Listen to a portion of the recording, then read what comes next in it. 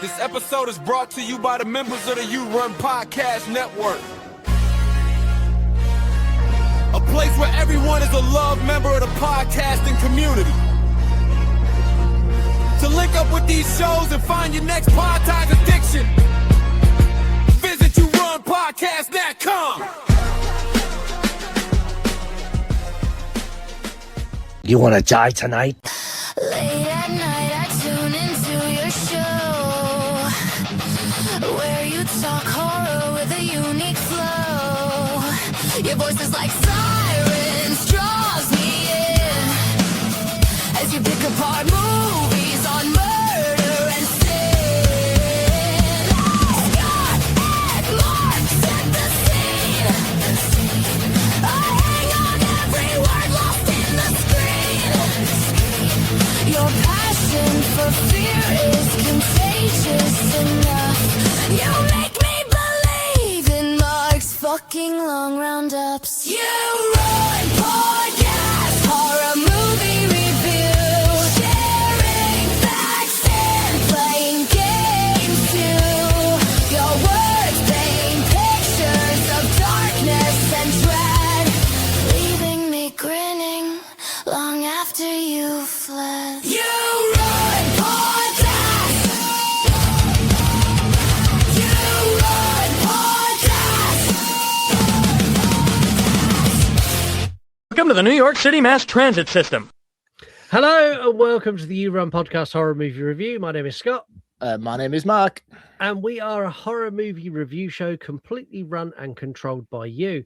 We bring you brand new episodes every single Tuesday across all podcast platforms and YouTube, with early drops on Patreon on the Thursday before we get the main release. You can go to our Instagram page at You Run Podcast, where you can vote on the movies that we cover on this show. You can also get involved in interactive features there as well.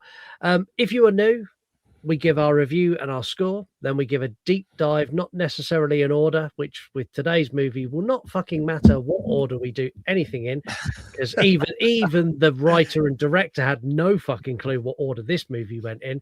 No. And that will change depending on our mood. Sometimes it's a full run through. Other times we jump all over the place.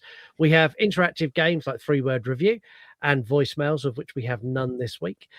We also play a game. Today, that game is called What Are You Reviewing? Which I think is going to be a lot of fun and is going to irritate the shit out of Mark a lot. I'm already assuming you're going to read out reviews and I've got to guess the movie. That's exactly what it is. That's amazing because we've never played this game before. Right. Okay. That's going to be a really interesting one.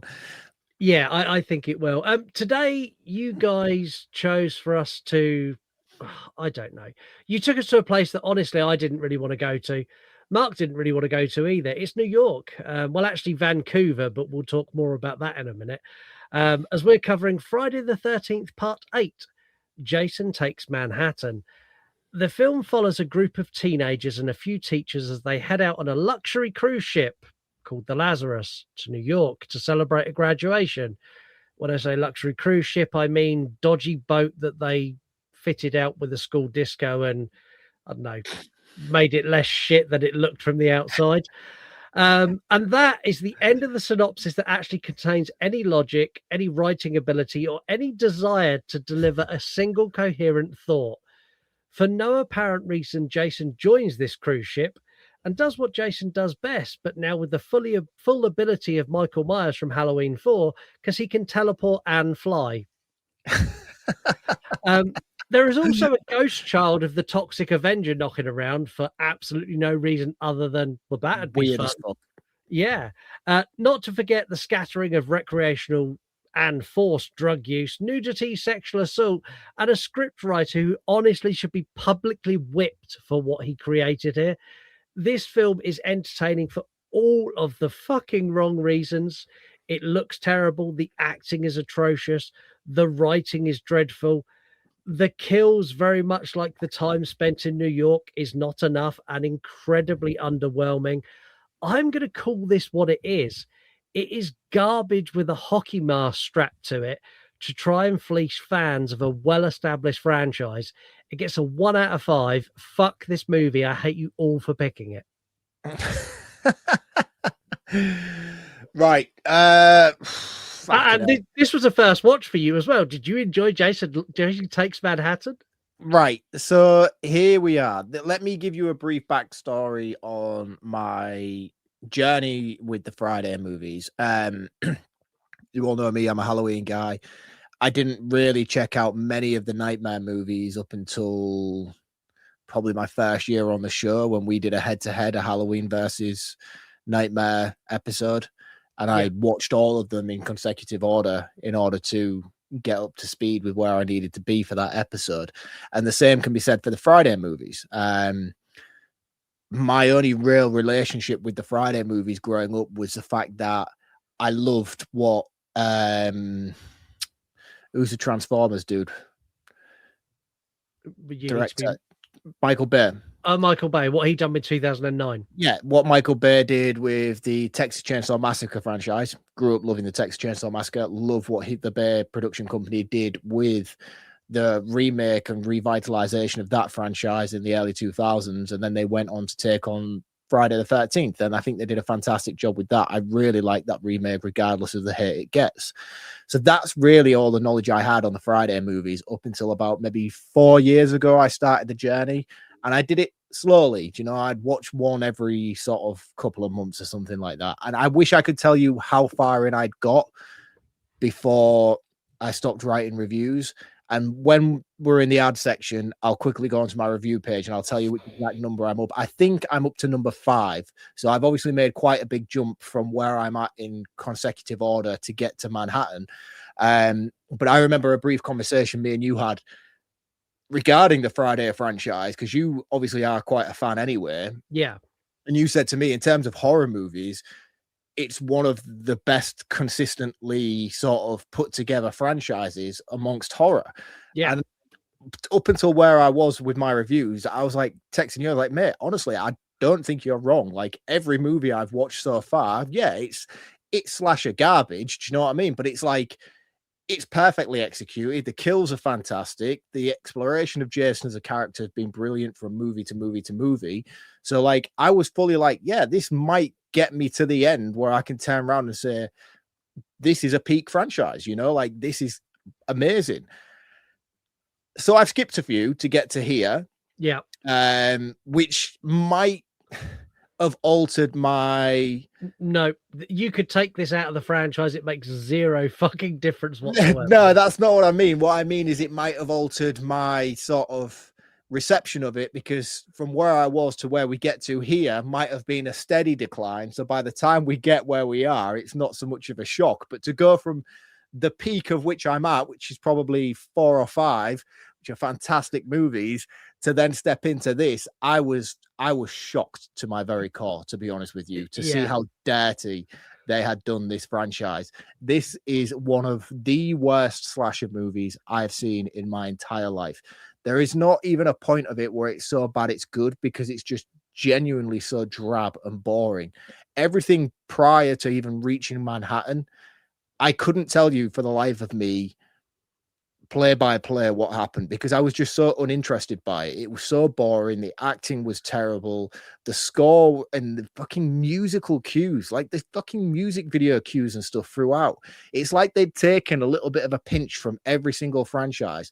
Like when they sort of like tried to incorporate Dream Warriors into this. They tried to incorporate some Halloween style elements to some of this, especially in the later part of the movie where, I know you mentioned it in jokey with the teleportation stuff, but there's a lot of scenes with like Jason on a car and stuff, which is very reminiscent of the end of Halloween 4. And there is a lot of incorporation of that. And then also you get this weird fucking incorporation of new, like Nightmare on Elm Street, where the lead character's having these dream visions. And I'm like, I've not known a single character do that in this movie up until this point. And it makes no logical sense. It's not explored. It's not explained in any way other than she had a brief interaction with Jason when she was a child.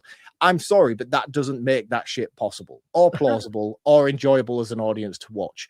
There was so much about this movie that pissed me off.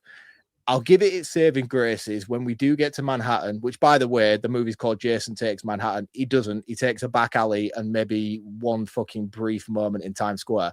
And all of the back alley stuff was shot in Vancouver. There's only one shot that actually happens in Manhattan, but we'll cover that in a bit. Right. So Jason takes a day trip to New York. So it's stupid. It didn't make a lot of sense. I do like the back half, but I think that's only because the first half was so fucking boring and so poorly put together that by the time we got a little bit of momentum, I'm probably overpraising it more than it deserved, just because I was so like, oh, finally, something that's a little bit more reminiscent of what this franchise should be. All in all, I think this movie is shockingly bad, in all honesty. And I've been heavily criticizing of movies in my beloved franchise, such as Halloween 6, Halloween 5, Halloween Resurrection, movies that I think are utter garbage within my beloved franchise. I think all three of those movies are a million times better than what Jason Goes to Manhattan, Jason Takes Manhattan, Jason fucking goes to New York for a bit, whatever you want to call this movie. It's terrible. It's terrible. It's one of the worst in the franchise. I cannot see it possibly getting worse than this. It does. Brace yourself, but yeah, it does. Right. Okay. Yeah, I'm with you. It's a 1 out of 5. No, it's a 1.5 out of 5 because I do like the last 20 to 30 minutes of this movie. I have severe issues with it, but I did find a lot of enjoyment in that. And I feel like that's probably where the movie went wrong, is because those parts of the movie are what the audience had come to see. But by the time we get there, it's all just too little too late, in my opinion. Yeah, I completely agree. So that is the absolute thrashing of Friday the 13th, Part 8, Jason Takes Manhattan. We'll see you all next week. Yeah, it's just one of those. I know that the director had a lot of influence, obviously competing with Nightmare on Elm Street, and he wanted to incorporate those. So we get that stupid shit where like the little boy's reaching out of the mirror and all these weird little dream sequences that every single iteration of child Jason looks incredibly different, which bugged me. But yeah, I don't. There was one of them like Korean at one point. I was like, what the fuck? Yeah, he looks like the boy from Scary Movie, Toshiba. But then in other instances, he didn't. And then there's other instances where he's got high levels of prosthetic makeup on, and then in other ones he's normal. And by the way, what the fuck at the end when he just turns into a little boy? That is better than the actual. So the original ending, you know, where he's got his dodgy little flappy mouth. And I like that. I think he looked cool, like some out of like Masters of the Universe and shit. He looks like a Muppet at the end, but in the original ending, when he opened his mouth, child Jason was going to be in his mouth trying to get out. And the studio went, no, we don't like that. Could you change it? And amazingly, this is Paramount. Paramount released this. I just don't get it. I think it's just such a heavily censored movie. All the kills are done in cutaways, and there's like so many of them that I'm like, yeah, this is boring as shit. And she's rocking a guitar and bursting into a music video in the fucking sewer system of a boat, purely based on aesthetics. But if you bosh her in the face with this guitar right now, I will applaud you and think, yeah, all right, I'm rooting for Jason in this movie. They don't. They cut away from that kill immediately. And I'm like, well, like, there's no justification for why it's here. And I think, like, we spoke about it because I was heavily texting you during my viewing just due to how shell-shocked I was by it. And he was like, yeah, it was... You text me and went, this is bad. And I went, where are you? And you're like, I'm here. I was like, no, it's still good at the moment. Give it time. It's not even like, it's not even on the boat yet. But yeah, like, it's stuff like that. And I'm like, God, that's so heavily censored. Which I wouldn't have assumed. You told me it was heavily censored. I just assumed it was, I don't know, a budgetary choice or just a production choice or a director's decision to cut away from the kills. But yeah, it was bad, man. It was bad. I don't know what else to say. It was fucking bad. It was really bad. Let's take a quick ad break, and then we will come back and fully dissect this movie. And apologies if you really like this one. This is not going to be the episode for you. Apologies. Got a favorite movie on your mind? Imagine showing that to someone for the first time. Well, grab your popcorn and find a good spot and tune your ears into the reaction shot. Hosted by Dave, a true movie buff. He brings want a guest who hasn't seen the stuff. Fresh eyes, big laughs, from the wild to sublime. It's the first time watch every single time. When the midnight hour's creeping near, and you're looking for a dose of cinematic fear, don't turn the lights, don't look behind. We've got the perfect horror show to ease your mind. Turn up the volume, turn the lights down low. It's under the floorboards, the ultimate show. With John and Eric breaking down the fight, from classic monsters to the indie night.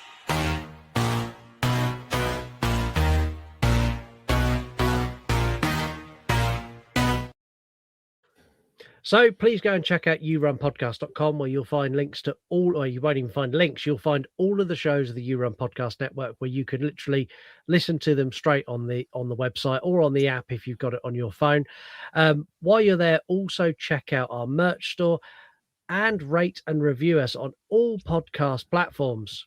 Also, check out our socials. There's links to all of those there. We are at You Run Podcast across every social media platform in the world that you could possibly conceive. And if you can't find us, we're not there, because I don't do all of them. I got told off the other day because we said on the show that we're absolutely everywhere. And someone messaged me, "You're not on Snapchat." And I messaged back, "I'm not 12. I was going to say, do people actually still use Snapchat? In fact, to be honest with you, that's a lie. My apprentice, he was like he wouldn't talk to his friends via text and stuff like that. Like, he'd take a selfie at work and then caption it. Yeah. Like, as if to say like what he was doing. And I'm like, dude, like, fucking grow up, man. You're at work now. You're a man. Like, stop this. It's bizarre. So we got shit for being on Snapchat. So search at You Run Podcast. If we're not there, we're not there, but we're on all the major ones. Also, the biggest and most important link on there is our Patreon link. If you click on that, you get early access to this show, completely ad-free, so you don't hear any of this. You also get an extra episode with me and Mark, where we go wildly off the rails about various different topics, everything from Star Wars to Lord of the Rings to what we got next. Doctor Sleep. We're doing our first ever exclusive review of Doctor Sleep. So you've got all of that. You've also got exclusive content and extras, behind the scenes stuff. Tomorrow I'm going to be filming the complete renovation of my space behind me. That'll go on Patreon, and all of that's for less than a cup of coffee a month. So go and do that as well. I want to say a huge thank you to everyone who does subscribe on Patreon. You're all awesome. You're all wonderful. And if you're on Patreon, you're not listening to this, so you didn't hear that, but all of you other people are. And because you're here and you haven't paid for Patreon, you need to listen to another ad. SWF Pow is bringing you a night of wrestling you will never forget. Sunday, the 12th of July, Oasis Academy, Southampton. Thrilling entrances, jaw-dropping moves, and raw intensity. Plus former WWE superstar Scotty 2 Hotty. To book tickets, go to cowbellwrestling.co.uk. I honestly can't tell you how excited I am for that, because as of recording this, we're a couple of weeks out, and I know that in a couple of weeks' time, I'm going to be stood there with Scotty 2 Hotty, and I'm going to be getting that photograph to stick on social media of Scotty 2 Hotty and Scotty Fat and Hairy. And I'm genuinely excited for that. Make sure you check out kapowwrestling.co.uk.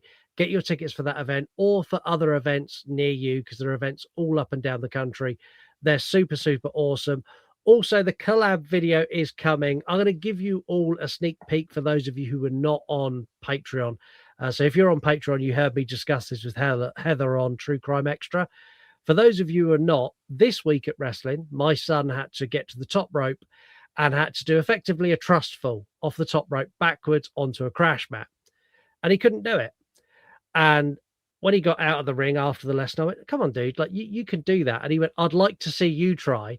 To which I went, "Yeah, I'd love to, but your coach is not going to let me."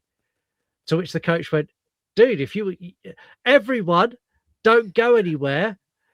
Scott's going to have a go." I'm like, "It's not what I said." So I got put in a position where I had to get on the top rope and fall backwards. And I'd done it, mate. Fuck me. I landed on a crash mat, and I'm big and fat. That crash mat become a wafer thin pancake in about half a second.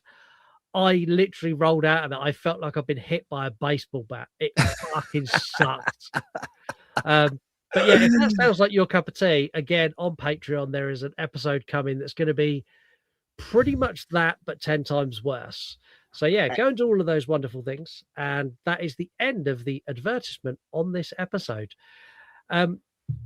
Let's talk about this movie. Hold on before you do, because during your boring segment, I did check. So I'm up to Friday 5.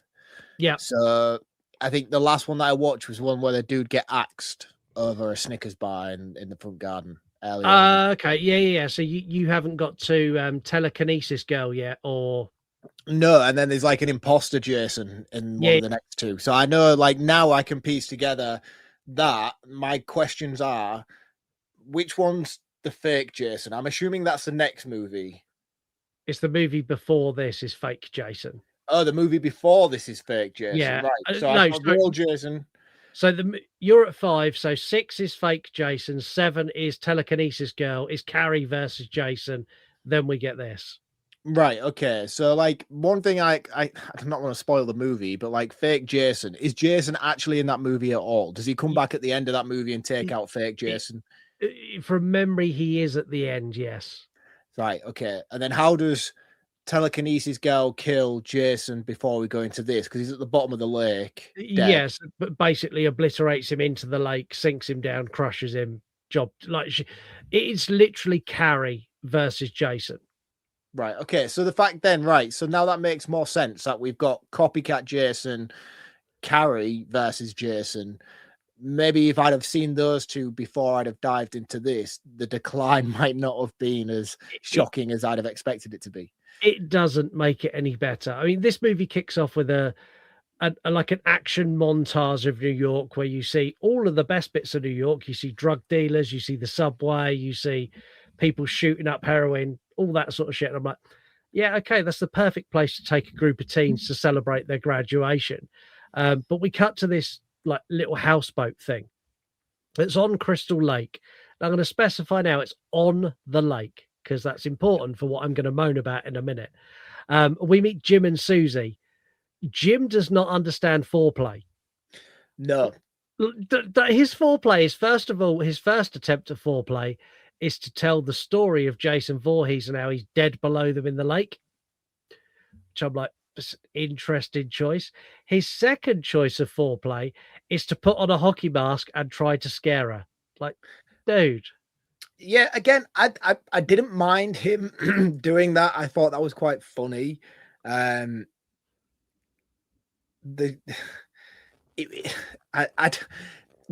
The reason why I'm annoyed by this scene in particular at the beginning is because I'm so used to every Jason movie that I've watched prior to this. They spend a good 5 minutes doing a recap. Yeah. Every single one of them I've watched does like a recap montage at the beginning, and it always starts with Pamela Voorhees and takes us on a journey through every single movie we've watched up until this point. And this film doesn't do that. So, like, when we get here, and I'm like, well, who are you guys? Are you like people who are working at the lake? Are you just there vacating at the lake? The lake is clearly run down because the sign's got like half the lighting missing and shit. That explains it's Crystal Lake background. So what you needed was previously on Crystal Lake. That's exactly what I needed, and not because I needed it, just because it was so much. It was something that I was so used to within the franchise up until this point. The fact that it wasn't there, it was just like, hold on, this isn't right. This doesn't feel normal. This film is nothing like a normal Friday movie, like nothing at all. Like, they decide to he drops the anchor, and the anchor just happens to hit the power cable that's feeding Crystal Lake that appears to have no power anyway. And not only that, but Jason Voorhees has landed perfectly with his testicles on that cable. So as it pulls, it electrifies Jason, and Jason comes to life. The kills on this boat are so slow. Like, boring as shit. And again, I just want to highlight the guy with the mullet has like the biggest nipples on a man I've ever seen in my life. Like, I had to double take. They were like pepperamis, man. Like, not pepperamis, pepperonis. They were like huge. And I was like, dude, like, you should have requested to wear a shirt in this scene. So Pepperami Nipple gets killed with this spear gun at 0.5 miles an hour. And the girl goes and runs away, and she hides under the boat. Well, no, because Jason shoots her, completely misses, by the way. I'm like, yeah. that's poor from you, to be honest with you, considering what I've seen you do prior to this. He's just How do woken you up. possibly? Yeah, fuck that, mate. Dude. Like, he's at point blank range. There is no way he's missing. He misses a girl, and she runs out the window, and Pepperami Man just freezes, like completely freezes, and he's like, "Oh, I have no more arrows. I'm just going to slowly shove this into your chest. By the way, you have a good 6 minutes to run before I actually come near you." And he doesn't. He just freezes and takes it to the chest. I'm like, dude, like, come on. The thing is, the next one's worse because you got Susie who gets in that like little cargo hold, and Jason opens it up. And he stands over her, and she literally cowers and screams, goes, "No!" And he slowly moved, like even you get the shot where he pushes it into her torso, and even that, like as he's pushing it in, she could roll or squirm or get out of it, and I'm like, oh, this is so bad, so bad. Terrible. There is, however, a blooper reel of this movie where in that scene, Kane Hodder lifts the lid. And Kane Hodder is stood there with a massive strap on. I like Kane Hodder. I think he's a great Jason. And that's one thing I will say about this movie. The Jason is actually pretty good. You know, I think he's a little bit more human than what I've experienced prior. Because this is my first experience. If I remember rightly, this is my first experience with Kane Hodder being Jason. Yeah. I don't think he's in 5. I think it's the one before this he comes on. Yeah, I think he's from 7 through 10, I think. Yeah. But I like him. I think he's great. He has good presence on screen as Jason, but he is very humanized compared to the prior ones. And Kane Hodder's quite a small dude. Not like a small dude. He's a normal sized dude. But when you're comparing people who usually play like these kind of characters within the 6 or 7 foot region, he does come across as like a regularized dude. Yeah, it's like Jason slightly. It's like Jason's shorter brother. Yeah, you know, he does feel a lot smaller, bigger in stature, but like shorter. But I think he's good. It's just he's like very self-aware in moments, and I think that's one of the things that I didn't particularly like about his performance was that he was like almost looking around too much, too investigative of the environment. And I'm like, no, Jason's very sort of RoboCop-esque to a certain degree in all the ones that I've known before. See, this is my biggest issue with this movie. So Jason is effectively he's become the protector of Crystal Lake. You can't have sex there. You can't do drugs there. If you do, you die. That's the basic premise of the Friday franchise. But in this, he's like, oh, I'm going to go on this boat and see where it takes me. And which is fine as an initial premise, but they're on Crystal Lake. And correct me if I'm wrong, the defining feature of a lake is it's a giant pond. It's enclosed on all edges. It's landlocked. This boat that Jason's on, that he now can't get off because he can't swim because he's scared of the water, floats out of the lake into the open ocean and ends up at the dock where the big boat, the SS Lazarus, is about to depart. How did it get out of the lake? I just have a vision of like Jason pulling it with a tow rope across like land. Like, I must find water.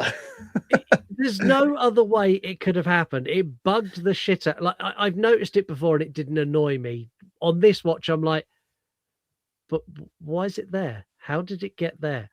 They're at part 8 now, mate. They do not give a fuck. They give zero fucks. We get to the docks and we meet the main character, who is Rennie, and her teacher, who gives her a pen that was used by Stephen King. And I'm like, that's a bit odd. Maybe that'll be important later.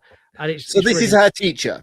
Yeah, this is her teacher, who's very handsy. It's a very weird relationship. Like, I don't get it. So does she live with the teacher? Like, the character setup in this movie is diabolical. No, she lives with the guy teacher, who's basically her guardian, legal guardian. She lives with him. Right, because they turn up at the boat and he's like really shocked, like, oh, blah, blah, blah, blah, blah. And I'm like, what's your beef, dude? Why are you all getting bitchy because she's come to the boat? And then she's like real apologetic for being there, and I'm like, I don't understand why. No, and they never explain it. Like the girl who plays Rennie, I think is actually probably one of the best actresses in this. But it was nearly given to Pamela Anderson Oh, what, before Baywatch or before, prior to Baywatch. This was nearly a Pamela Anderson first role, and wow? I think she'd have done better. Oh, Pamela Anderson's a fantastic actress. You know, I like Pamela Anderson. She's had a rough ride of it throughout her life through the choices she's made, but I think she's a good actress. You know, don't call me babe. Like she's fantastic in Babe Wire. She's great in Baywatch. Yeah, I watched that recent Netflix documentary about her. About like, you know, they're very much sort of doing celebrity pieces on Netflix at the moment with yeah. their documentaries. But the Pamela Anderson one they did last year was really, really good actually. I like her. I think she's great, and she was great in the new Naked Gun remake. Yep, She was fantastic in that. So I She's could see even- her doing this. She's even good in Scooby Doo. What does she do in Scooby Doo? She's the woman who owns the warehouse at the beginning. It's been a while since I've watched those movies, man. I'll have to go Yeah. back and check that out. Yeah, But she's yeah, no, great I in could it. see her working in this. I could see her working. But again, the girl who is playing her at the moment, like she's fantastic to a certain degree. I have major issue with her Boyfriend. inability to portray what it's like to be on drugs, because she does more heroin than I've known anyone in Train Spotting do in one sitting and acts like nothing's happened. But we'll get to that later on. Yeah. Sea Shanty Crazy Ralph, like, why are you here? Fuck? Because they killed Crazy Ralph like 6 movies ago and needed a new one, and I'm like, this is so on the nose. It's embarrassing for you.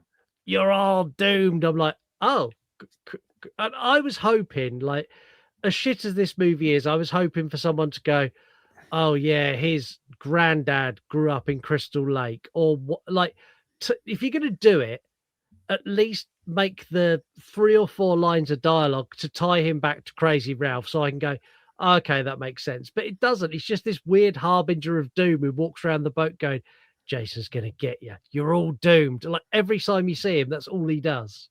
Yeah.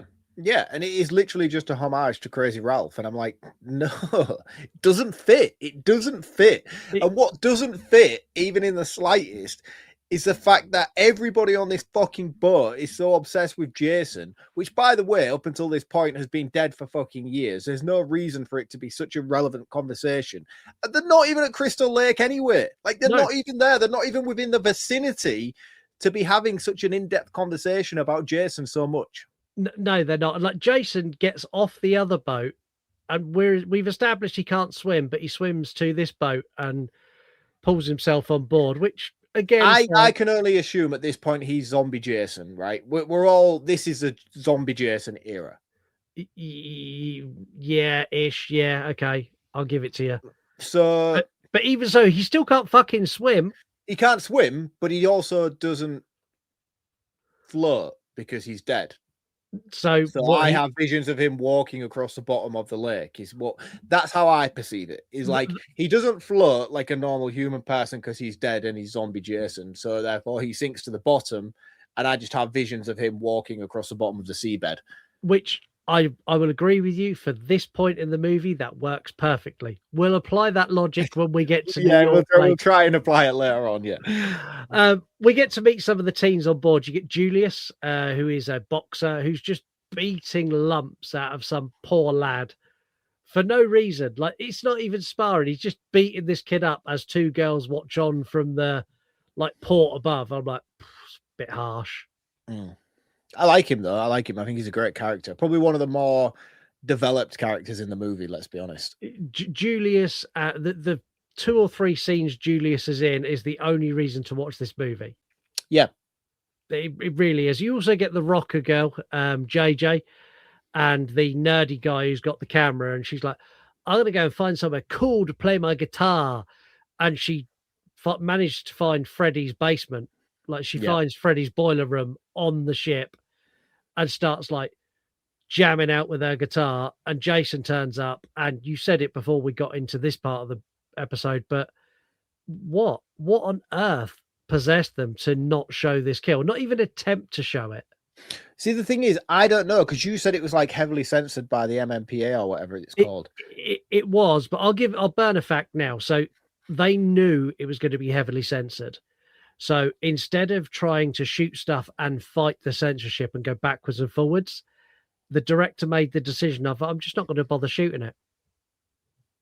Right. Well, that's disappointing, because like at this day and age now, we could have had like maybe a director's cut or a producer's cut of this movie that would have made this at least 20% better by showcasing some practical effects kills. Yeah.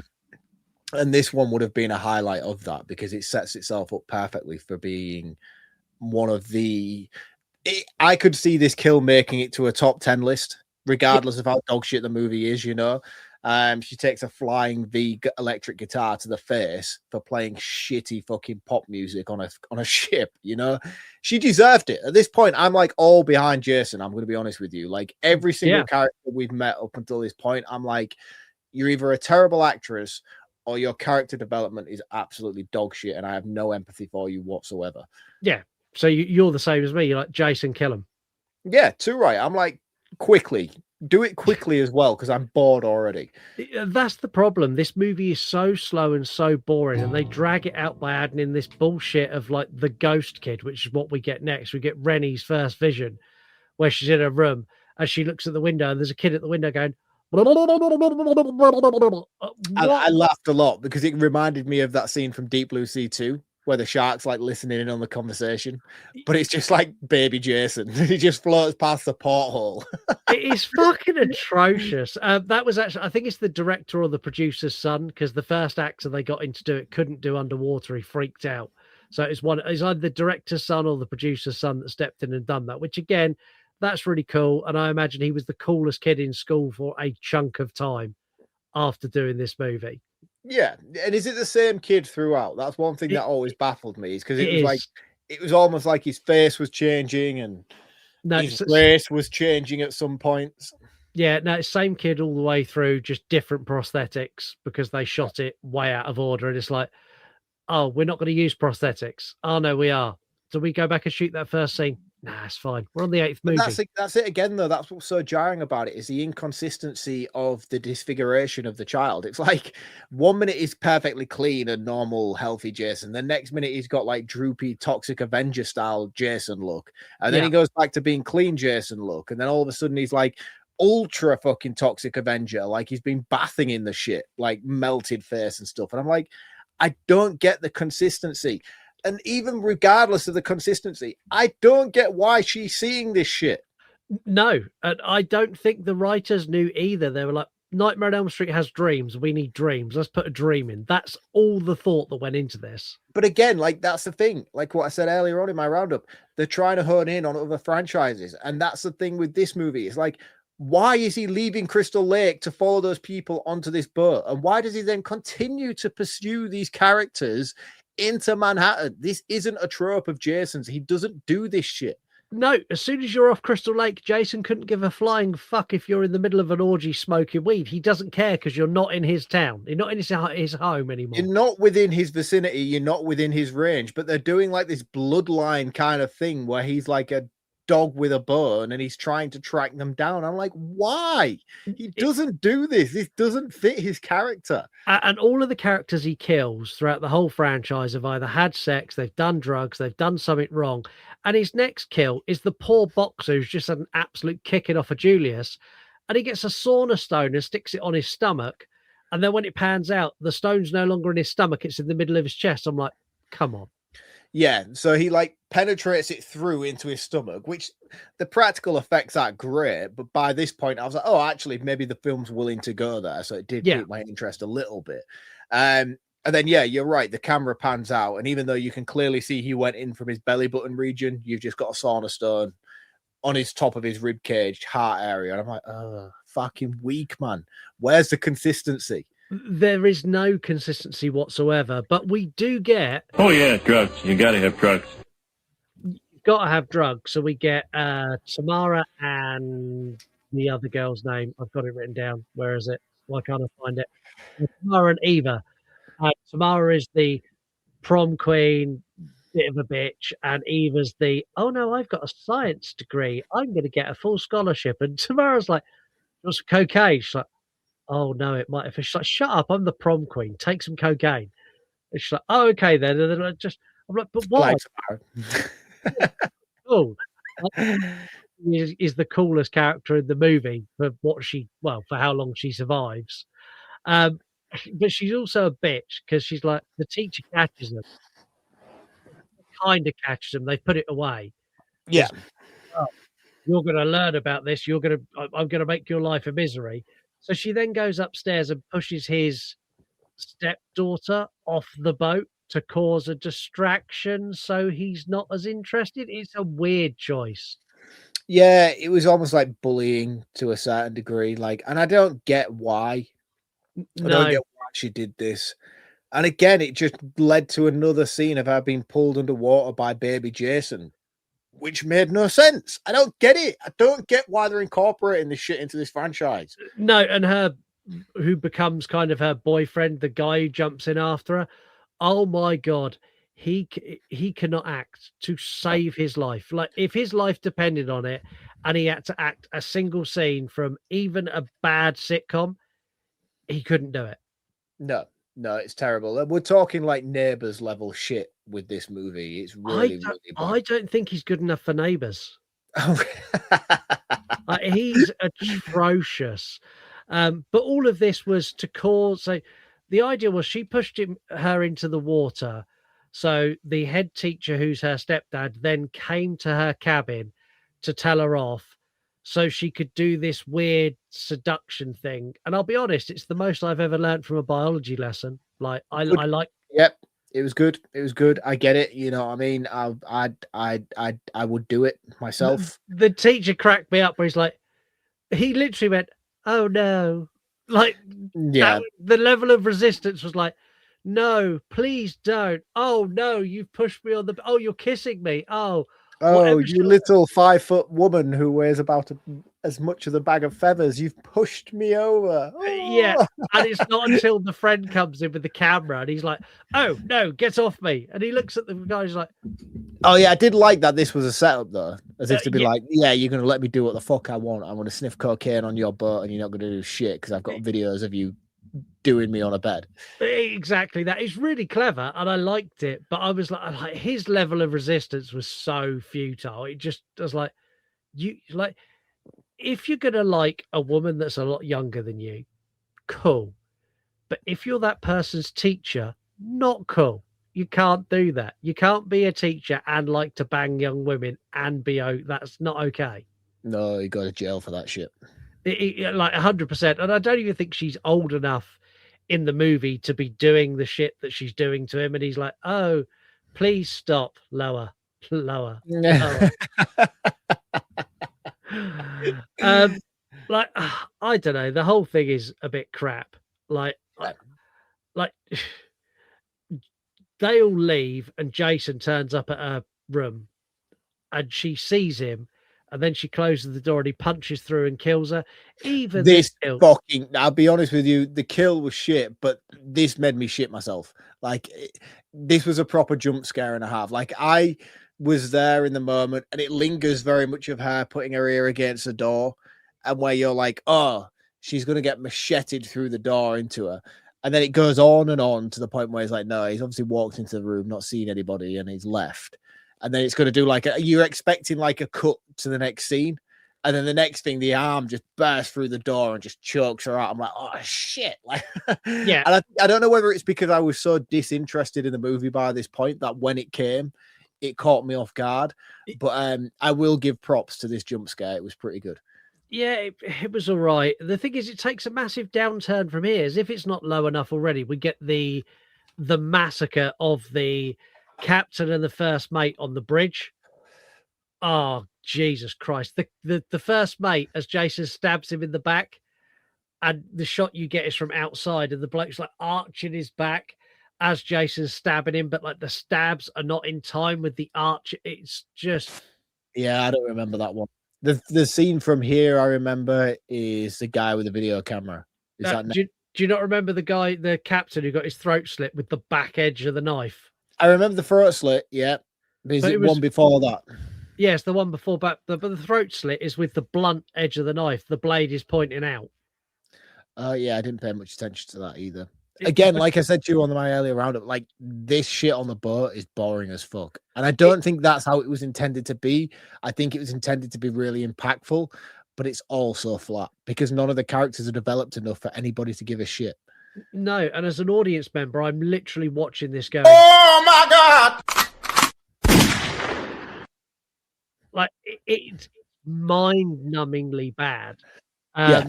You get Sean and Rennie like sound the alarm, and everyone comes up to the bridge, and you get like Julius with his little gang going, "Yeah, no, we need to go find this motherfucker and beat him down." Which, to be fair, I think Julius has got the right idea. Yeah. And they all It's like kind school's out, motherfucker. yeah, they all kind of go their separate ways, and it ends up with Eva being chased onto the dance floor. Like this scene in this dance floor where he gets in there and all of the doors are locked for no apparent reason apart from the one she came in. And he's one side of the room and she turns and he's the other side of the room. And she turns and he's the other side of the room. And every time he's getting closer and closer and closer and closer. Use teleport!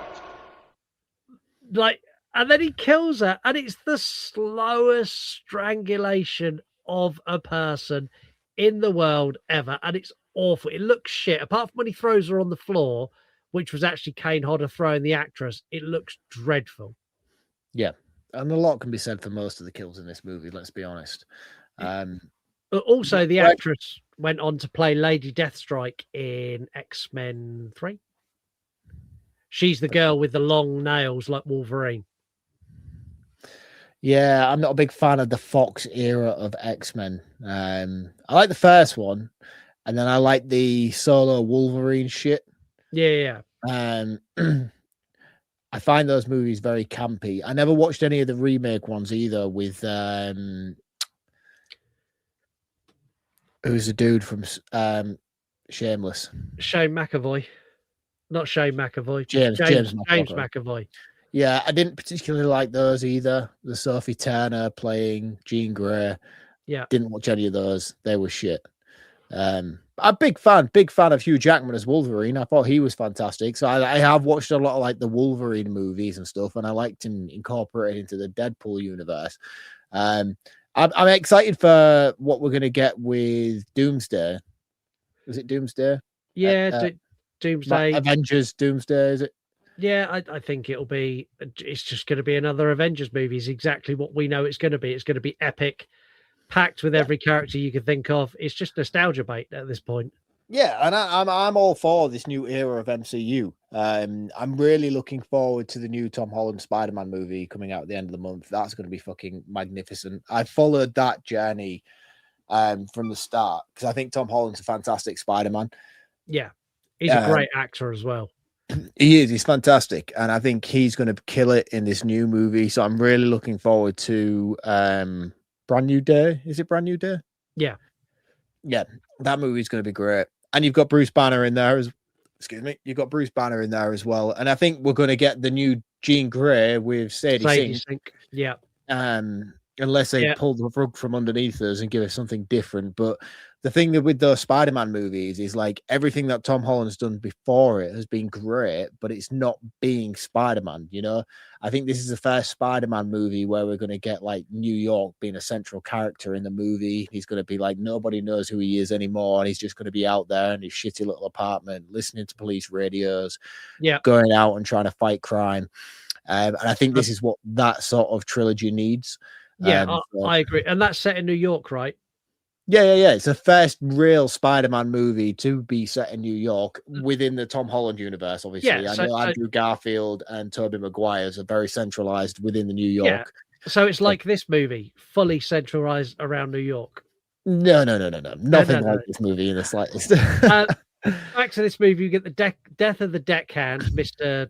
Crazy Ralph Nautical Edition, which disproves the teacher who thinks he's the killer. Yeah. We get a student who No. He doesn't die till like later on. He's like one of the last deaths before they get on the other boat. Oh, see, I thought it was this point. You've also got the guy who runs away from Jason and goes up the mast, and Jason just magically flies up and gets him. I like that. That's a cool kill.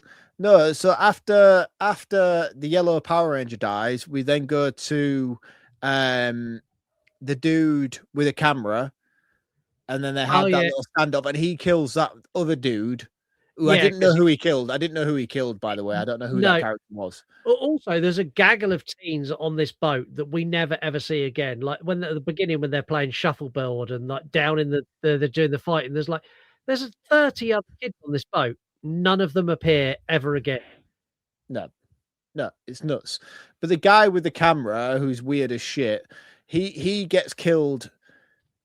Basically, he kills somebody else because he loses his glasses due to like a pipe puffing air in his face, and then he goes all fucking Velma, and he's like, "Oh, jinkies, I can't see without my glasses," and starts just fucking popping caps in random people popping out from round corners. So he shoots one dude and realizes he's killed a normal person, and Jason just steps out from the corner. He runs away, falls over a dead body. And then, like, the most annoying thing in the movie is, like, he's lost his glasses, right? But he can still see. But then when he comes across the dead body of the girl who got axed with the guitar, he's, like, touching her like he's Stevie Wonder, trying to feel her face to recognize who she is. I'm like, dude, you're not blind. You're just a bit blurry. Clearly, you know who this fucker is on the floor. And it proper pissed me off. The girl all clad in leather with a guitar like attached to her face. You can identify and I'm like, this person. And he's touching her like he's Stevie Wonder. He's like, "Oh, jinkies, who is this?" And I'm like, "No, like you know who that is." So he then I don't know. He like delays massively and then ends up getting stabbed. But then you've got the dude who's like the sort of like young Dolph Lundgren who runs up the tower mast. Yeah, I like him because one thing I'll give this movie credit for is the fashion sense. Like everyone is dressed really, really cool. And he has like this purple burgundy color fleece on. I'm like, "Oh, dude, I really want your fleece." That was one thing. That's the only thing I thought whenever he was on screen. I was like, I love that fleece and I want it. Maybe that's why Jason went after him. Yeah, but he puts up a good fight. He runs away and gets thrown down. He lands on the antenna and dies. Oh, no, it's not him then. Again, loads of characters no one gives a fuck about. But like the dude with the dude who looks like the young Dolph Lundgren, I know, burgundy fleece on. He then has the fight after the dude gets thrown off the mast. Yeah, he loses, but I like him. Yeah, and Julius gets slung off the boat at this point as well. Jason just yeets him off the boat into the sea. I wondered because obviously by this point, then Crazy Ralph 2.0 gets killed. Yeah, because he walks out from around the corner, like sort of like Nick Frost in Shaun of the Dead. Yeah. And everyone's like, you motherfucker. I knew you were the killer all along. And then he falls to the floor and you realize he's got an axe in his back. And I was like, oh, shit. I guess my theory was wrong. So they all go to the paddle boat, like a scene from Titanic. Well, yeah, but you like at this point, Jason killed the guy with glasses downstairs, which caused a fire, which caused an explosion. So now it is literally Titanic. The boat is sinking, it's filling with water, and they all go and get on the lifeboat. I couldn't remember how the glasses guy died, but he threw him on a cooker, which basically caught fire. Yeah, and including the girl's dog, who's randomly in this fucking dog in this movie, dude, right? I swear to God, the dog in this movie, you're talking about Jason fucking teleporting. This dog has swam from this boat to Manhattan and just pops up whenever the fuck it's necessary. No. The dog gets on the boat with him. The dog's on the raft with him. Nah, I'm not one of those people who's like, fuck that dog because I like dogs. But fuck this dog, right? In moments of panic, runs away. It all does. the time. Yeah. Always bails, but then comes back to reap the rewards at the end. Yeah, it comes back to get the good boy. Yeah. Good boy, you survived. They get on the boat and they row to New York, which I can buy that in. Now let's bring back the logic of Jason falling off the sinking boat. Did he walk to New York? And if he did, how fast does this fucker walk? Because he got there about a millisecond after they did, and they rode there on a boat. again, yeah, I think it's a case of he walks at the bottom of the ocean now because he's zombie Jason. That's the only logical explanation I can give to it, and I don't feel like I should, and I don't feel like the movie warrants it. But it's like that's the connection I can make. But they're not rowing very fast, are they? And this all looks dreadful, by the way, when they're trying to row through this fog. Yeah. It's like you're all clearly on a soundstage. This looks really, really bad right now. Let's just cut and move on to the next scene. It's really bad. I do like the next scene where Jason gets out of the water and he looks up at the billboard of the guy wearing the hockey mask. I like the fact that they really nail the nod and wink, because Jason almost looks at the camera and goes, look, it's me. Minus the point, it's all there. And I'm like, yeah, okay. But this is what I was saying about Kane Hodder being very humanistic with his reactions to the character of Jason. It just doesn't feel right to me. It goes dark though really quick when they get in New York. So they get mugged by a couple of, like, I don't know what you'd call them, scumbags. Street thugs. Yeah, I would have beaten the shit out of both of these guys. Like this scene fucking infuriated me beyond belief, right? They kidnap Rennie, and literally everyone goes, oh no, they've kidnapped her. Her stepdad's like, well, I'm going to go find the police. Her boyfriend's like, oh, well, maybe the best thing we can do is split up. I'm like, what the fuck? Fucking go get her back. Are you guys winding me up? And it's like, yeah, the best thing we can do is like, no. They said they would kill her if we followed them. I'm like, are you fucking mental? Are you actually mental? You're just going to let them take her away and you're going to rely on the police force to help you out in this situation?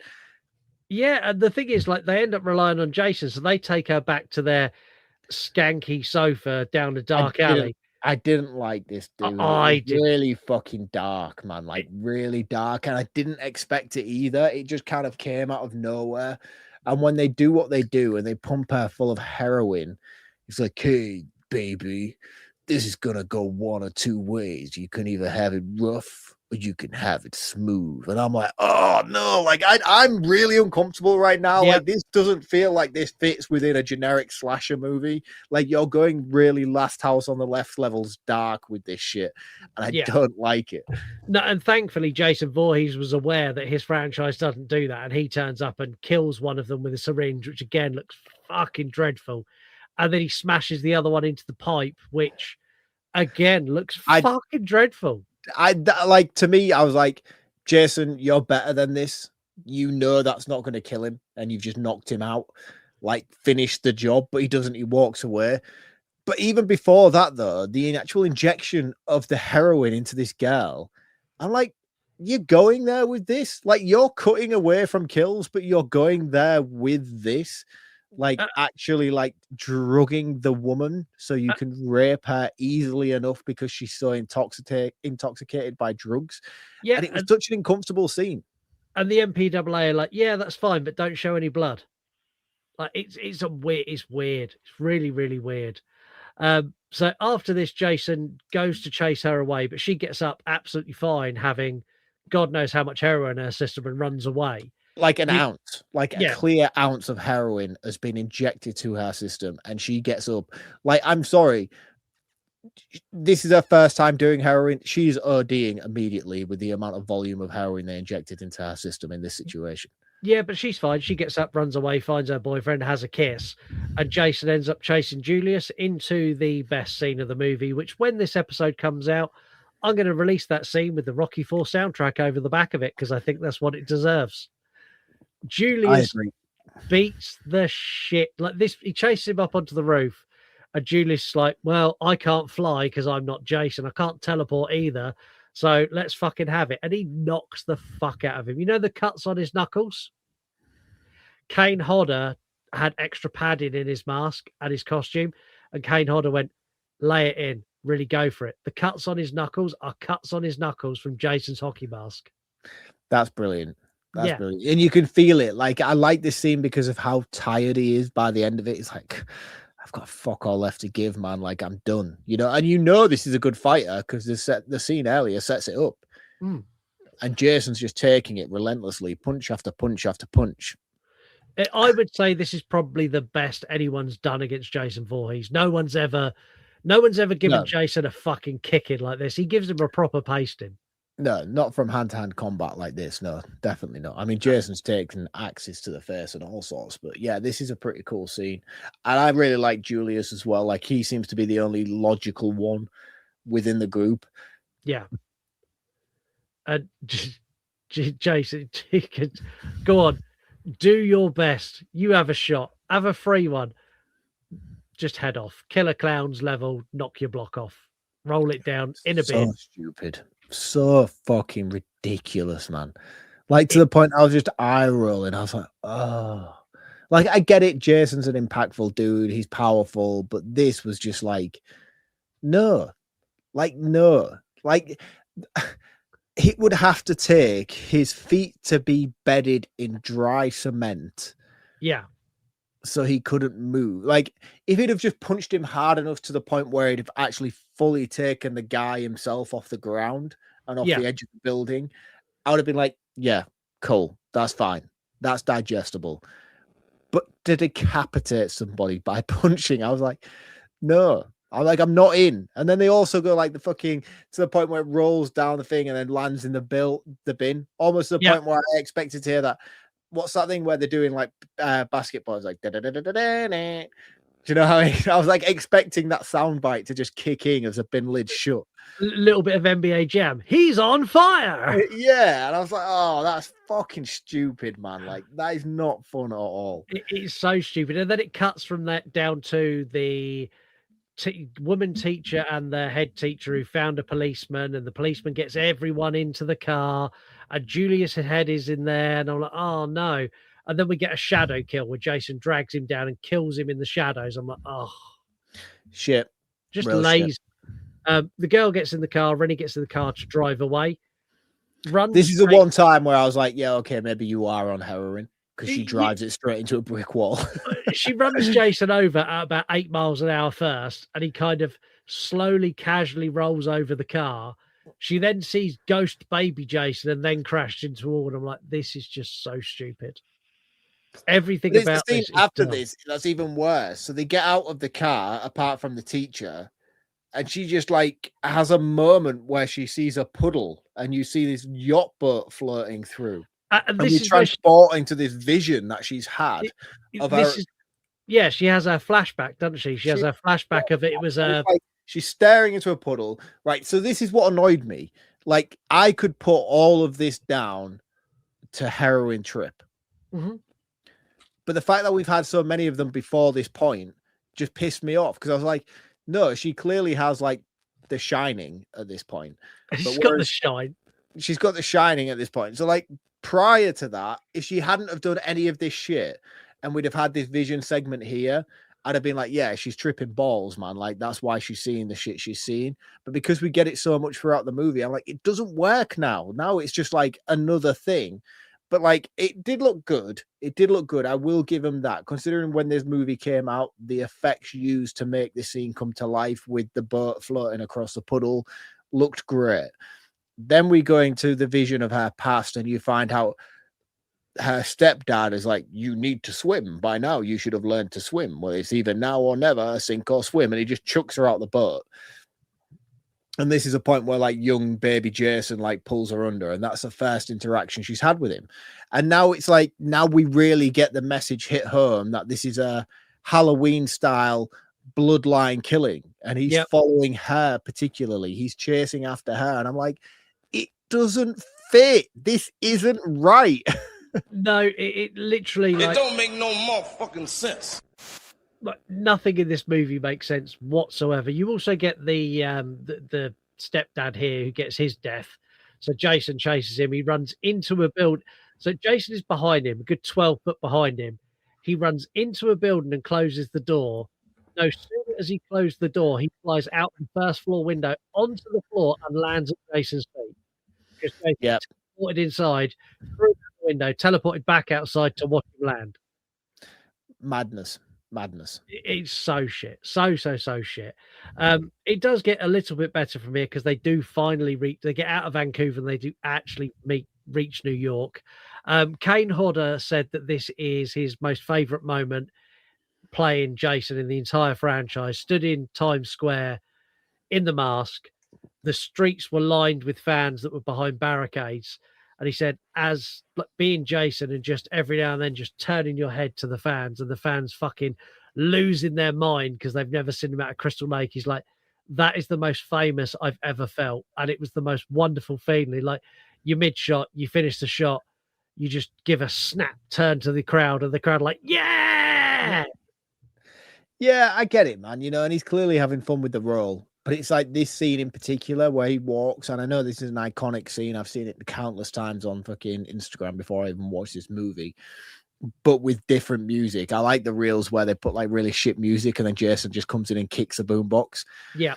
I've made many. Yeah, you know, and I like it. And now to see it in context was enjoyable. But it was the scene where he lifts his mask up to like scare the kids as if to say, back the fuck off. It's just another element to what I was saying. It's just like that humanistic side to Jason that doesn't fit with his character. He wouldn't do this, you know? No, he'd have just taken his hand off with a machete and then stabbed him through the face. He just wouldn't even stop to give him the time of day. You know what I mean? Like he'd have just carried on walking as if nothing was even said to him. But the fact that he even stops and acknowledges some little fucking gimpy little kid in a vest, turn around and say, hey boy, and flick a little knife. I'm like, fuck you. It just didn't make sense to me. I thought it was a bit silly. But again, we're already littered by silliness throughout. The subway scene again makes no sense. They go on the subway. Jason follows them. How did Jason get in the subway? Did Jason buy a ticket? Did he kill the ticket guard? How did he get down there? Right. Another thing, right? Whereabouts are they on the train? No fucking idea. Because one thing that really pissed me off is, and I don't know whether I'm right in my logic on this. So you've been on buses. Yeah. And you've been at school and like you stood up on a bus and then the bus slams on. Yeah. And you fall forward. Like, he falls goes backwards. So I could, thinking about it now though, maybe they're at the back end of the train. So when it slams on, it pulls him backwards. Again, it's never clarified. In my brain, I just assumed they were at the front of the train. So like if they slammed on, he would fall forwards. But again, if they're walking towards the back of the train to get out the back door and they slam on, it would pull him backwards. Yeah, it's just, I don't know. Maybe it was just me just fucking logically playing that shit in my mind. But it annoyed me when I saw him like almost Matrix style shift across the back of the train. I was like, no, he should be falling forwards towards them. But again, if they're at the back of the train, that makes more sense. So that's probably on me. Yeah, and like we get the diner scene I really like. So they run into a diner, they meet the waitress of the diner, they're like, someone's trying to kill us, please help us. She's like, welcome to New York. Like, yeah, like this is a Tuesday, it happens. Jason bursts in the door and you get the big guy from behind the counter who comes out to tackle Jason, who ends up going through the mirror. I really like him. He's actually my favorite Jason. That's Ken Kersinger, who plays Jason in Freddy versus Jason. Oh, that's cool. I didn't know that. So he's a massive dude. And they shoot it from a very clever angle, but he must be 1.5 foot taller than Kane Hodder. But they shoot it in a way that it looks like he's not as big and looks like Jason like demolishes him. But yeah, I reckon Ken Kersinger would have just killed Jason Voorhees in that moment, pulled his arms off and beat him to death with them. Have you actually been to New York, dude? No. Ah, dude, you should. You should. We went like probably getting on for, it was before we had the kids, so at least 6-7 years ago now. And I tell you now, I don't know what it's like now. There's a lot of news and stuff on the media and all the rest of it with politics and all that bullshit. But when we went in like the February time. So we'd caught like the back end of the Christmas stuff. The ice arena was still there outside of Rockefeller Center and stuff. And it was honestly, dude, like it was the most amazing experience I've ever had in my entire life. Like if someone said to me, out of anywhere in the world, where would you move to? If you could pick, I would move to New York tomorrow because it was so fucking cool. We went and I did like all the Ghostbusters tour and went to the firehouse, and I did the Home Alone tour and did all like the things where like all the Home Alone places were, and Central Park as well, and where the Friends Fountain was. Annoyingly, the Friends Fountain wasn't working when we went there, and then the John Lennon stuff where you go to where John Lennon was shot and stuff. Like it was the most incredible experience I've ever had in my entire life. I was only there for like 4 days. But the shit I managed to cram in within those 4 days was so cool. Like it wasn't a holiday. You don't go and relax. Like you're just out doing shit all the time, exploring, trying to find places. I remember I went to the Hard Rock Cafe, and like the Hard Rock Cafe in the main center of New York, Times Square, like you go down into like a basement thing, like it's a casino. And I think we'd gone in there at like late tea time, like maybe like 6, 7 o'clock, drinking, doing all the rest of it. Next thing we know, it's like 3 o'clock in the morning. Oh, wow. We'd come out, gone into Times Square. Everything's still lit up. Everything's busy as fuck, still as it would be at 3 o'clock in the morning. All the shops are open, like your Top Mans and all that, like all the like your clothes retail shops, they're all still open at 3 o'clock in the morning. You can still go shopping. Like when people say the city that never sleeps, it genuinely doesn't sleep. Everything is open 24 hours a day. Oh, that's cool. It was one of the most wildest experiences of my life. And I remember I woke up at like 4 o'clock in the morning one morning, got out of my hotel, went for a little wander. And I remember just going into like just a random smoothie shop. There's just a random smoothie shop just outside my hotel, and just getting a smoothie at like 4 o'clock in the morning, just going for a wander. But the reason why I loved it so much is because it's a gridded content. Like everything is gridded. Like you cannot get lost in New York because everything is based on a grid system. So it's like, if you can count, you can basically map your way up. So like if you're on like 51st Street or you're on 21st Street, you're like, oh, well, my hotel's on 31st Street. You're literally like, it's just a fucking diagonal crossroad, everything. There's no like Roman maps and everything's got winding roads. It's a grid system. So you can map everywhere you are at any point. It was cool, man. It was one of the coolest things I've ever experienced in my life, going to New York, and I'd love to go back.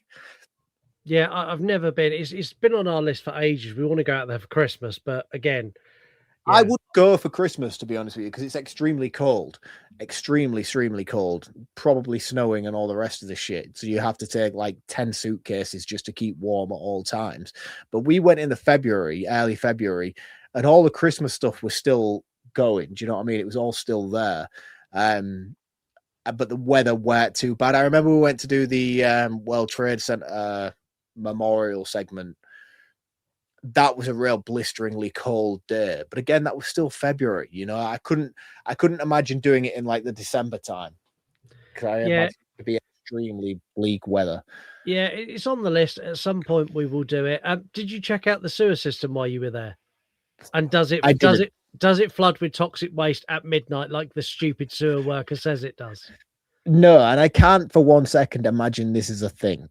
It's so stupid. Like as soon as you said it, I'm like, oh no, what are we doing? Of all the things you fact check, please tell me you fact check this. I did fact check it. I didn't need to fact check, but I did. And no, it does not. No sewer system in the world does ever a flush out. Not with toxic waste, not at midnight, not ever. Also, there's never toxic waste barrels just lurking around in the sewers, because Jason chases them both down there. They meet a worker. Jason kills him off camera. She finds an acid bucket, a bucket of toxic waste, and breaks it open and throws it in Jason's face, which is when he becomes Muppet Jason. But again, like everything that builds up to this scene in particular, she dips her hands in these toxic waste to fill this bucket up, and he's fine. Yeah. But it's not even that. Like, one thing that really annoyed me, and it's such a subtle thing, but it pissed me off when I was watching. You know, they've got those like ceiling lights throughout the corridors. Yeah. Like to the point where Jason was approaching, all of the lights started swinging. I'm like, what is this poltergeist shit we're dealing with right now? Like, honestly, I get it for aesthetic purposes in a movie, but it didn't fit. I was like, it's annoying me that I can see all these lights swinging in the background that you're trying and emphasize the scene, and it's like it just looks shit. It does look shit, and the flood looks shit. So the flood rushes in, and they're climbing up the ladder, and Jason gets swept away. Well, he doesn't. He gets pulled down into the flood water, and then he turns into a baby Jason again. But why? And it's never explained. ever. No idea. No idea. Most stupid thing ever. I don't get it. And again, it just harkens back to all that Dream Warrior shit that we've been discussing throughout the entirety of the episode. Like, it just doesn't fit within the lore of this movie. So to No. see it, you're just left with like more questions than answers. You're like, why? Yeah. How? What? And then they get out of the sewer and the dog's there again. Toby's arrived. She's like, oh, Yeah, hi. this fucking dog, man. I am going to say I complained about the writer director earlier, saying that he needed to be whipped in public. I am going to say I did do a little bit of digging into Rob Hedden, who directed this. He has apologized many times for this movie and said that it is not the movie he wanted to make. The movie he wanted to make was infinitely more wild, that had Jason throwing someone off the Empire State Building. It had the boxing match with Julius was going to happen inside Madison Square Garden. It was a very different, much wilder movie than we got, but he didn't have the budget. But he's basically said that, yeah, it's really disappointing. And since he's disowned the movie because of the studio interference and the lack of budget. But even so, like, he still made it. Yeah. I'm sticking with my score. This movie has 0 redeeming qualities. It's a 1 out of 5. It is an absolute dredge of the bottom of the barrel, the bottom of the toxic sewer that floods at midnight barrel. It's fucking awful. I hate it. 1 out of 5. Yeah, I'm not going to change mine either. I'm going to stay at a 1.5 out of 5. I do like the back half of the movie. I know we've heavily criticized certain elements of it, but I do feel the momentum picks up quite a lot once we do finally reach Manhattan, and those segments of the movie are. We don't reach Manhattan till an hour and 25 minutes into the fucking movie. The movie's over when we get there. No, but that's what I'm saying. You know, like I would happily trash it on a 1 out of 5 being the lowest score we can give a movie. But I do feel like that last sort of 20, 25 minutes does bring it up a slight bit for me, because I do enjoy those bits. I do think that's good. And the fact that I know that that was more of an intention for the entirety of the movie just disappoints me slightly, but I will take what we can get from it, you know. And I do think the last half, well, not in the last half, the last quarter is of some sort of quality, regardless of minimal criticism. I do feel like that last segment in Manhattan is quite good. It's just a boring shit beforehand that just does me, and I can't tolerate it. It was boring. I doom scrolled my phone throughout the majority of that first half of the movie. Yeah, it's not a good movie. We have no voicemails this week either, which is not good.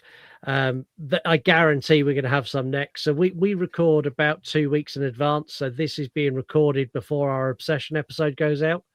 Next week we will have voicemails because Obsession is going to generate voicemails. I know it is, because I'm already getting messages about things that people don't even know I've said yet.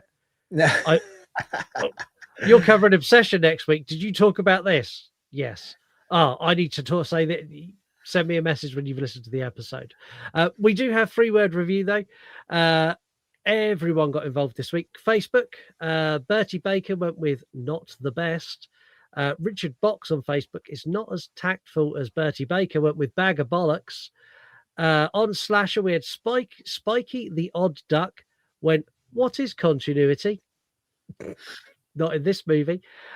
Chrome Skull raised a really good point. Unexplained deckhand story. There's a story to the deckhand that we don't know, that we need to know. How does he know who Jason is? Like, give me that. I'll take that prequel movie over this. Yeah, he's got to be related to Crazy Ralph at some point. 100%. On Threads, we got F Stop Cornea, could be better. On Instagram, well, Instagram always deliver. Pop Culture Reflections. Justin, I need to talk to you about this. Unconditionally love it. Why? Why? And how? The Girl and the Gay needed more NYC. Yeah, 100%. Also, it needed more nudity, which is where I felt like you were trying to go with that. Yeah. Movies for Days, Jason's Ocean Cruise, Chainsaw Chicken Barbecue, Lazy Producer Drivel, Jamie Louise Can't Lose, It's Fucking Vancouver. Yes, it is, for 99% of the movie. Dewey Pod Monster went simply with Boats and Hose. Love it. Mike the Movie Misfit went with First Friday disappointment. And yeah, I'd agree with all of those. No one loves this apart from Justin. Justin, I'm actually going to message you because I need to. Yeah, we need clarification on that statement. I need to understand. Don't forget, you can get involved in 3-word review. They happen across all of our social media all of the time. You'll see one every single week. So go and follow us at You Run Podcast everywhere. We're going to play a game. Mark guessed it earlier. I'm going to give you 5 random reviews.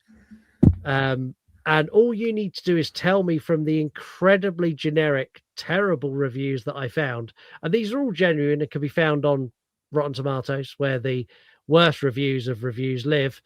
All you need to do is name the movie. Okay, I can do that.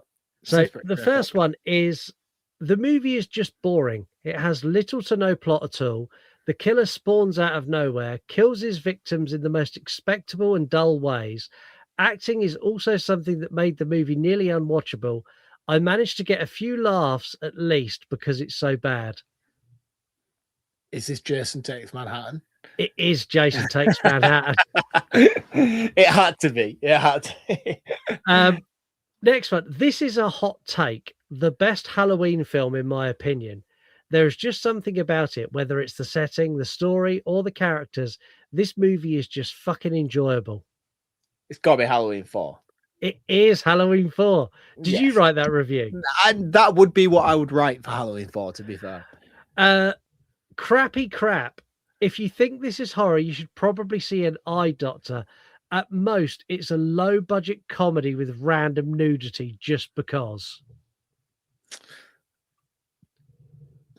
We've reviewed it. It's a more modern movie. I was going to say it's got to be a more modern movie. Random nudity.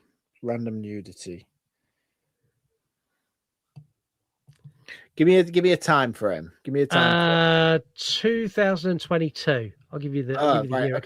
Give you the year it came out. Oh, so it's a 2022 movie. We've reviewed it. It's in our top 3 episodes of all time. Oh shit. Random nudity. Very similar to the Texas Chainsaw Massacre in tone. What? It's in our top 3, isn't it? Yeah. Sat on a farm with an old man and an old woman. It's part of the X. Is it X the first one? It is X, yeah. Yeah. I did kind of gift that. Yeah, you gifted that to me, to be fair.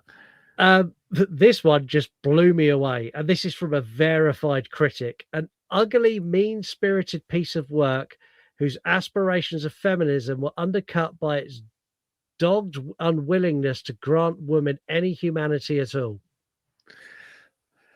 Fucking hell, that's a bit bleak. It is really bleak, and it's a movie we have reviewed really recently. Came out this year. Obsession. It is. That is a review. I don't agree Obsession. with that statement at all, but yeah. I read it. Like, I was looking for a review of Obsession that was kind of like vague, and I come across that. I was like, did you even watch the movie? No, clearly not. Like the whole point. Did you miss the point where Bear is the fucking villain? Last one, and this one, you get no clues, and if you get it, you can have a prize, and when you get it, you're going to be angry. Boring. What's the prize? I don't know. I'll send you a T-shirt. Oh, fuck off, man! Like, give me something proper. I'll extend your free use of Patreon. I don't know. Fuck off, man! I'm entitled to Patreon. Don't diss me out. I'll You can't just get to the end of my year subscription and be like, you haven't worked hard enough this year, my friend.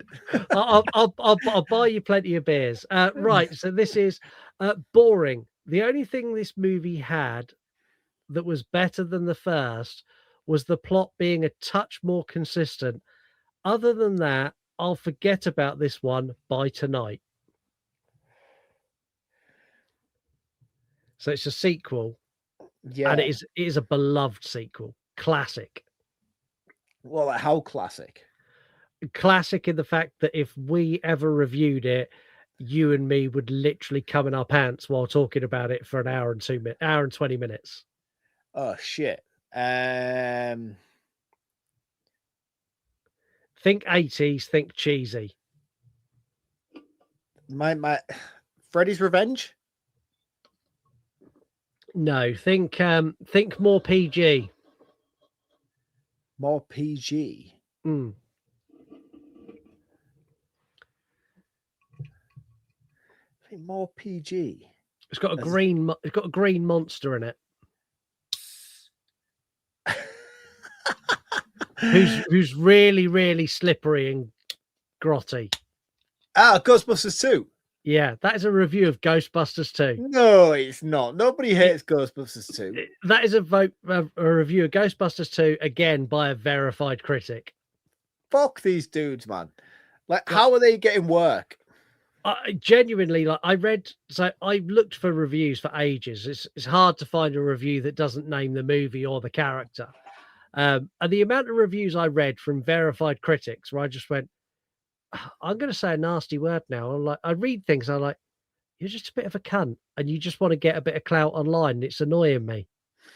That's one thing that I did find though. Like, I know obviously I haven't written in a while, but one thing that I did find was a lot of people are writing now, and I like the social media space seems to be filled with a lot of people clickbaiting, you know, and it's very damaging. It's very damaging to filmmakers. It's very damaging to movies as a whole because 9 times out of 10, more than the majority of people who are going to go watch a movie, you'll hesitantly wait to find out the consensus. And I'm like, Yep. Don't do that. Don't wait for the consensus. You know, like film is subjective. You know, like what some fucking idiot behind a computer talking shit to get more traction on social media and more traction on the internet. He probably doesn't even think, or she probably doesn't even think half the shit she's talking about, but she knows it's clickbait material. So they're doing it for generation, you know, and it's like, it shouldn't be that. It shouldn't be a marketing ploy when you come to talking about movies. I'll give you a prime example of this. I watched a video today on TikTok, has well over 1 million views. Someone who is on TikTok reviewing Obsession and painting Nikki as the villain. And I was like, and they're doing it with they're puffing out their full chest into this review. Nikki's the villain, Bear's the victim, blah, blah. And their comments is just people hating on them. They've not replied to a single one, but they've got a viral video they've probably been paid £1,000 for. Yeah. And that's the thing. It's just fucking clickbait, man. It's just all marketing. It's so damaging to movies. It's so damaging to cinema, you know. And it's like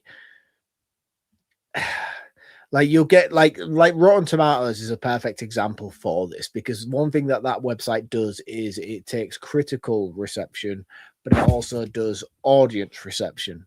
Yeah. And you'll get movies like one of the most recent ones that I can think of off the top of my head is Mortal Kombat 2. Critically panned, absolutely critically panned. Audience score 86%. Audience score was fucking rocketing through the roof, you know, and it's like, yeah, because that's how people's receptions to that movie are. And thankfully enough, I can say that I've watched that movie now, so I can have my 10 pence worth. But I think it was a phenomenal movie, and I think it was a step up in the right direction from what the first film was. And I think they did everything right that they could with keeping it contained to continuity from the first movie without excluding the first movie. You know, they wronged the rights of the first.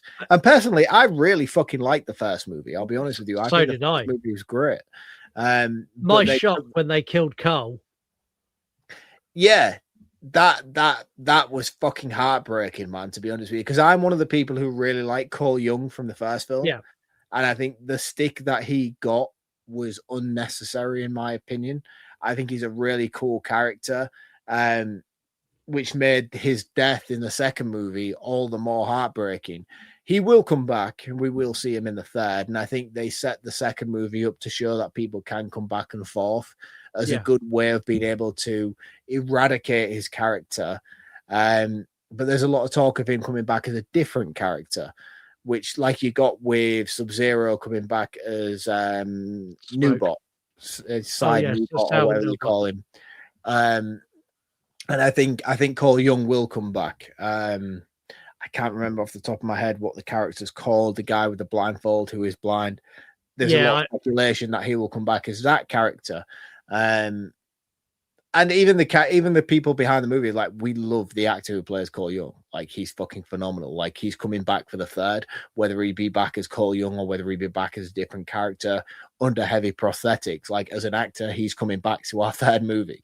But yeah, like, and again, like there's times when it works really, really well, where like criticism towards the studio can be influential to the point where they're like, yeah, right, you're the fans, you know what you're talking about, and we will influence that into our next movie. But it also has to reach a point where you're restricting artist creativity. Yeah. Creativity, that's the one, you know. Don't get me wrong, there's elements of it where it can be implied well, which is with the David Gordon Green trilogy. He did flawlessly with the 2018 Halloween movie. He should have listened to the fans when he went on to make the next couple of movies. And like I say, I'm coming back to Mortal Kombat again because it's the most recent one in my mind, what I can think of, where they're actually listening to the fans. Like, all right, you didn't like what we did there. We won't do that in the sequel. You know, there's so many things that was criticized in that first movie that they eradicated. And things they added as well. Like the biggest criticism was, where's the fucking tournaments? They went, do you know what? We've had X amount of thousand comments going, where's the tournament? Let's base the entire movie or the second movie on the tournament. There's your tournament. Like, bad critics are really, really bad. And that's the thing. And I think the thing is as well, like I'm only a little guy in a fucking very big pond. I have no following, but I write because I want to write, you know, but I would never, when I do write, I write because I want to talk about something that's passionate with me, but I would never do it to the point where it's like damaging to the artist or damaging to the actors and things like that. Like I might criticize their performance and I might say they're not very good, but I would never be like, you are the worst thing I've ever seen. Like you should never act again and like go kill yourself, you know? But like there's people out there online who do that shit. Oh, 100% there is. Go on, it's go on. You still going? No, I don't think I was. I just kind of like blah blah blah a bit at the end. Blah blah blah. Let's do Mark's other obsession that is not writing reviews. It's this. He's the king of the spool, the lord of the stack. If it's on magnetic tape, there's no turning back. From the floor to the ceiling, he's a mastermind hoarder, keeping analog alive on the edge of the border. Rewind, right under the static flip. It's Mark, VIII from the crypt. I had a nickel for every time I was doomed. I'd have 2 nickels. But it's weird that it happened twice, right?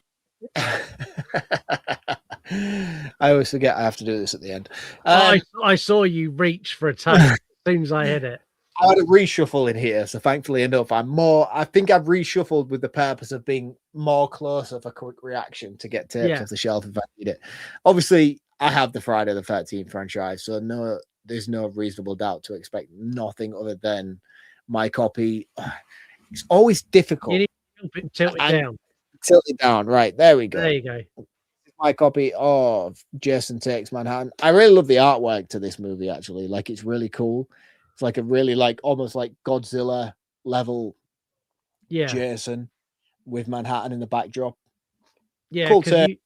You've got that. You got the one where he's up in the New York skyline, his mask and the knife, and you've got the one where he rips through the "I Love New York" poster as well. All great. Yeah, they're all released in different regions, but here in the UK, we got Godzilla Jason, which is fantastic. I love this tape, and to be honest with you, I really like my full cut. Considering I haven't watched all the movies in this franchise, I really love the collection that I have of all 11 movies, because I'm going to include Freddy versus Jason as my franchise. I think Freddy versus Jason sits more in Jason's world than it does in Freddy's. This is one thing that we've gone back and forth on many a times on this podcast, is where the hell do you place Freddy versus Jason if you have them lined up on a shelf? Like, it was one thing for me. It's like, I've got my my Nightmare on Elm Street's on the top shelf. That's what starts the entire run of this entire video collection. And then my Fridays are down here, and I'm always like, where do I put Freddy versus Jason? It goes after Jason Goes to Hell because it's the direct sequel to that. But annoyingly, that puts it as a 10th movie in the Friday franchise. Yeah, and then you've got Jason X. But Jason X is because it's X, because it's 10 in Roman numerals. So therefore, that makes that Jason 11. So therefore it's not Jason X anymore, which is one thing when I was logging my VHS tapes on my app that I'm currently very, very obsessed about. And by the way, I've been talking about this app for nearly a month now. Just know I've only logged probably a third of my movies. That's how long it Really? takes for me to go into. Because what I do is there's an option in it where you can add your own artwork. So I'll have to take every single VHS tape off this shelf. And bear in mind, this is 1, 2, 3, 4, 5, 6, 7, 8 shelves. This is 8 shelves here. Each shelf has 65 tapes on it. Wow. So I have to take a photo of the front cover. Then I have to take a photo of the back cover. Then I have to go into my gallery on my phone. I have to crop it and edit. So it's just literally the artwork of the movie. So I have to do that for the front and back. So each shelf, 65 tapes, front and back, 130 photos, just to do one shelf. That's before I've even gone onto the app itself to then log it.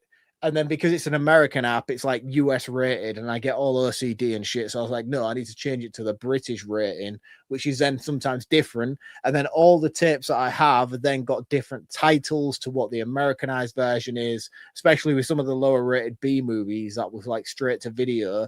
They're Like called Road different. Rage.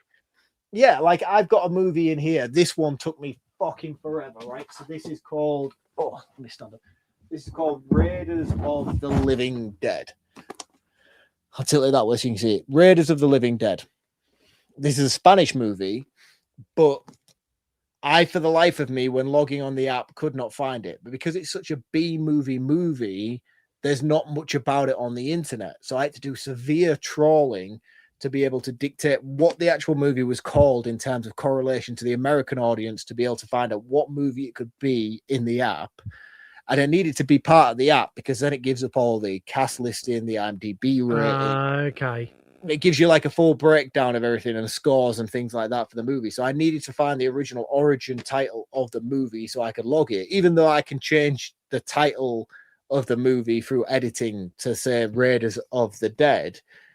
But I couldn't do that without finding which movie it was in correlation with what the app thinks it is. It's a fucking thing, man. It's a thing. So as you can imagine, it's taken me months. So I am currently a month and a half in, and I am 1, 2, 3, 4. I'm on my 5th shelf.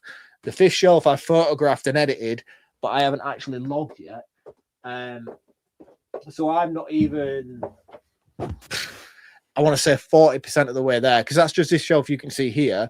Behind the camera here, where we are there is another entire shelf full of movies. That's only 3 shelves deep, but that holds more than 65. So there's maybe 90 movies per shelf on this shelf behind the camera. Fucking thing, man. It really is. You need help, dude. But the interesting thing about it is like I'll buy a lot of tapes and I'll consume a lot of tapes just because I'm a collector and I want them and I'll see cover arts. I'm like, that's cool. But one thing that I'm really pleased about with the app is you've got a tick list so you can say you've watched it. Right. Okay. And now, given my obsession to things, I'm going to be like, right, well, I need to 100% this. Yeah, of course, because you're fully addicted to it. Make sure you go and follow Mark. He's at VHS from the Crypt on Instagram. You'll find him really easy. On there, he showcases a hell of a lot more of his collection than, well, to be fair, we can see quite a bit of your collection we've never been able to do before. I like your new backdrop. Next week, everyone, you're going to get a new backdrop from me because tomorrow this place is being gutted back to bare walls and completely redone. So when we come back next week, mine's going to be very different as well. But yeah, make sure you go follow Mark. He's at VHS from the Crypt on Instagram. Great account. Go and follow him. Do it now. And that brings us pretty much to the end of this episode. Thank you very much for listening. I'm really sorry if you like this movie. This will have not been the nicest episode for you because we don't.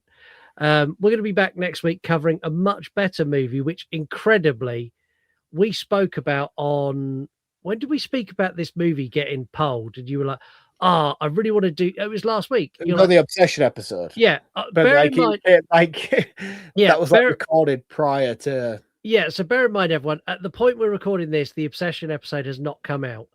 I put a poll out, including a movie that Mark really wanted to get on the show. And that is what won the poll by a fucking landslide.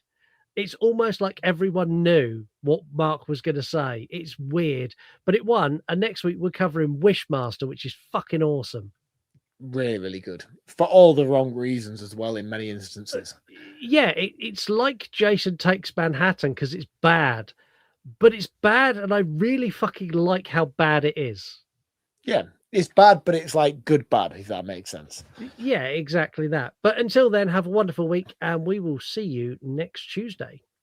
Cheers, guys. See you all next week. You want to die tonight? You're on podcast. You're on podcast. Late at night, I tune into your show where you talk horror with a unique flow. Your voice is like sirens, draws me in as you pick apart movies on murder and sin. Scott and Mark set the scene. I hang on every word, lost in the screen. Your passion for fear is contagious enough. You make me believe in Mark's fucking long round ups.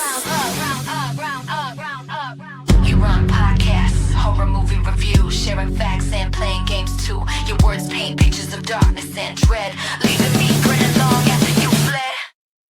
You run podcasts.